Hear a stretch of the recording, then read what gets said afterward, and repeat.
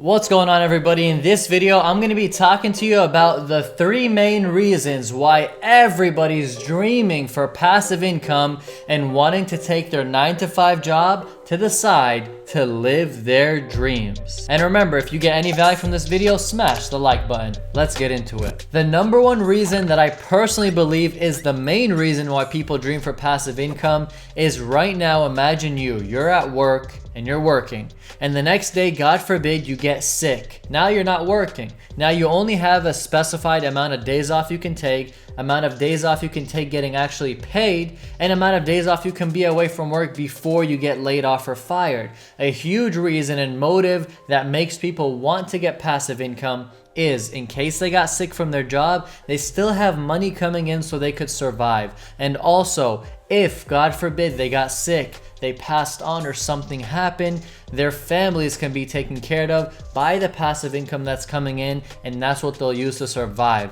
Number one, the main reason people dream and push and work towards getting passive income is to not be afraid if they got sick, laid off, or if they disappeared and passed on from their families. Number two reason people love passive income is because they can buy their toys without using their main source of income. For right now, you might be dreaming you want a Lamborghini. That Lamborghini is gonna cost you $3,000 a month to be able to purchase it and finance it. Your goal right now is to get passive income up to $3,000 a month to be able to pay off your toy without tapping into your main source of income. So many people actually say that they're gonna only buy things that their passive income can afford. So if they wanna get a Lamborghini, they gotta look at their passive income and make sure that it can support that. If they wanna go on a vacation, they look at their passive income and make sure it supports that. That way, their main source of income is just going up, and up, and their passive income is what's being used for them to have fun. Number three, one of the most important for so many people is that it gives you freedom when you have passive income.